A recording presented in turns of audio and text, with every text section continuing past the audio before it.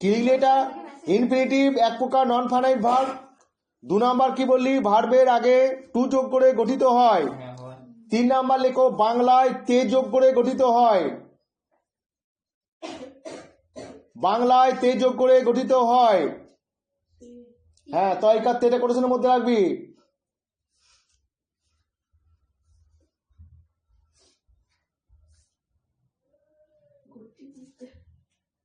বাংলায় তে যোগ করে গঠিত হয়।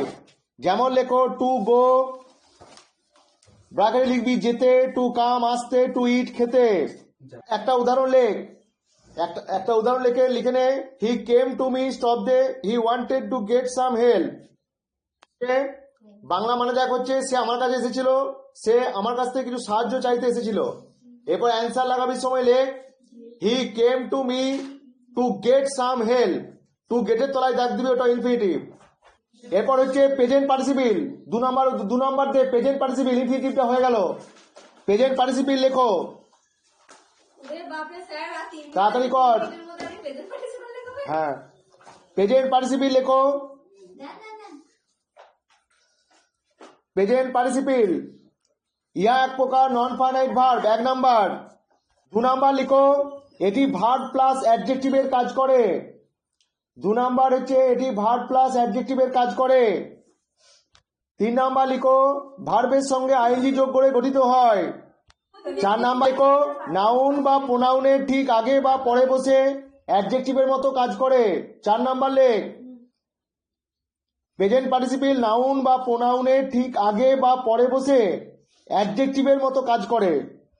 একটা এক্সাম্পল লেখো I saw a bird. I saw a bird, stop দাও, it was flying. I saw a bird, stop দাও, ইট ওয়াজ ফ্লাইং। এটার উত্তর লেখ I saw a flying bird. Flying এর তলায় দাগ দিবি। ফ্লাইংটা হচ্ছে প্রেজেন্ট পার্টিসিপল। আরেকটা এক্সাম্পল লেখো আই স এ বার্ড, একই লেখ I saw a bird, stop দাও। 2 নাম্বার লেখো it was flying in the sky. 2 number লেখো it was flying in the sky.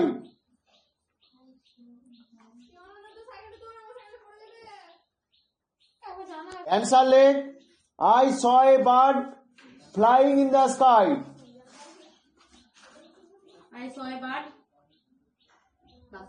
I saw a bird flying in the sky. তাহলে দুটোর মধ্যে পার্থক্য কি রইল? দেখ আগেরটাই দেখ I saw a bird, it was flying, তখন ফ্লাইংটা কোথায় বসেছিল? যার কথা বলছে ঠিক তার আগে বসেছিল। উত্তর লেখার সময় লিখে দিস কি I saw a flying bird। দ্বিতীয় ক্ষেত্রে দেখ একই কথা লেখা আছে কিন্তু লেজুর দেওয়া রয়েছে। I saw a bird লেখা আছে, তারপরে it was flying in the sky, সেজন্য উত্তরটা কি হয়েছে I saw a bird flying in the sky। আর একটা লেখ mister John open the door. Mister John open the door. Mister John open the door, 3 number উদাহরণ এটা। Mister John open the door, stop, he found an old beggar. Mister John open the door, stop দাও, he found an old beggar. উত্তরটা লেখ opening the door. Opening the door, opening the door, হ্যাঁ opening the door mister John found an old beggar. না, opening the door mister John found an old বেগার।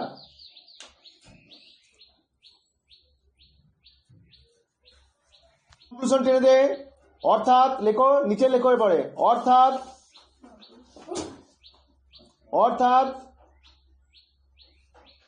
Present পার্টিসিপলটি যে ব্যক্তি বা বস্তুর কথা বলবে তার আগে অথবা পরে বসতে পারে। প্রেজেন্ট পার্টিসিপলটি যে ব্যক্তি বা বস্তুর কথা বলবে তার আগে অথবা পরে বসতে পারে।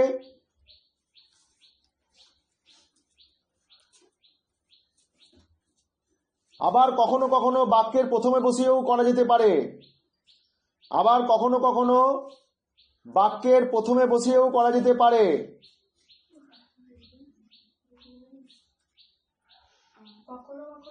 বাক্যের প্রথমে বসেও করা যেতে পারে, যেমন ওইটা করলি ওপেনিং দ্য ডোর, ওই যে কি পেলি মিস্টার জন, ওই যেটা করলি তোরা ওটা বাক্যের প্রথমে বসেছি দেখ, ওপেনিং দ্য ডোর পেয়েছিস তো। হ্যাঁ, আর প্রেজেন্ট পার্টিসিপল কি দিয়ে হচ্ছে, ভার্বের সঙ্গে আইএনজি যোগ করে গঠিত হয়। আর এর ব্যবহারটা কি আগে তোরা পড়েছিস কি, যে ভার্ব প্লাস অ্যাডজেক্টিভের মতো কাজ করে। তাহলে লাস্টে কনক্লুশনটা কি লিখলি তোরা বল। কখনো বাক্যের প্রথমে বসেও করতে পারে। হ্যাঁ, বাক্যের প্রথমে বসেও করা যেতে পারে, লেখা রয়েছে। হয়েছে, ভার্বের সঙ্গে আইনি যোগ করে গঠিত হয়, ওটা আগেই লেখা আছে, আরেকবার বলে দিলাম। বোঝা গেছে না, বোঝা যায় নাই? ব্যাস, এত অব্দি রইল আজকে।